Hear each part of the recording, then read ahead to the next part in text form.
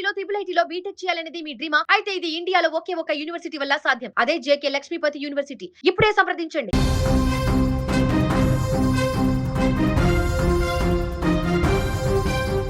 అర్ధరాత్రి వేళ జాతీయ రహదారిపై విషాదం చోటు చేసుకుంది.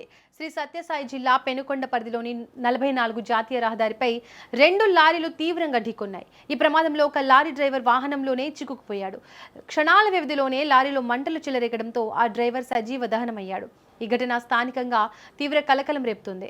పోలీసులు అందించిన వివరాల ప్రకారం హైదరాబాద్ నుంచి బెంగళూరు వైపు ఒక లారీ బంగాళాదుంపల లోడుతో వెళ్తోంది.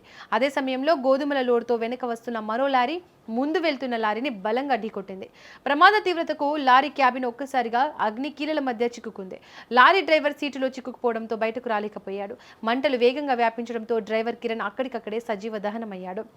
డ్రైవర్ కిరణ్ వయసు సుమారుగా 35 ఏళ్లు ఉంటాయని అంచనా.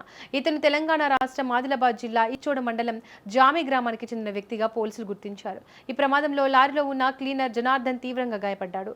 ఘటనా స్థలంలో పరిస్థితి భయంకరంగా మారింది. సమాచారం అందుకున్న పెనుకొండ అగ్నిమాపక సిబ్బంది పోలీసులు వెంటనే సంఘటనా స్థలానికి చేరుకున్నారు. ఫైర్ సిబ్బంది మంటలను అదుపు చేసేందుకు తీవ్రంగా శ్రమించారు. మంటలు ఆరిన తర్వాత పోలీసులు డ్రైవర్ మృతదేహాన్ని బయటకు తీశారు. ఈ ప్రమాదంలో గాయపడిన క్లీనర్ జనార్దన్ ను మెరుగైన చికిత్స కోసం పెనుకొండ ప్రభుత్వ ఆసుపత్రికి తరలించారు. ఈ ప్రమాదంలో జాతీయ రహదారిపై వాహనాల రాకపోకలకు తీవ్ర అంతరాయం ఏర్పడింది. పెనుకొండ పోలీసులు కేసు నమోదు చేసుకుని దర్యాప్తు చేస్తున్నారు. ప్రమాదం ఎలా జరిగింది అనే విషయాలపై క్షేత్రస్థాయిలో విచారణ జరుపుతున్నారు. రోడ్డుపై లారీలు ఆగి ఉండడం, డ్రైవర్ల అప్రమత్తత లోపం వంటి అంశాలపై ఆరా తీస్తున్నారు. మృతుడి కుటుంబ సభ్యులకు సమాచారం అందించారు. పోస్టుమార్టం ప్రక్రియ కోసం మృతదేహాన్ని తరలించారు.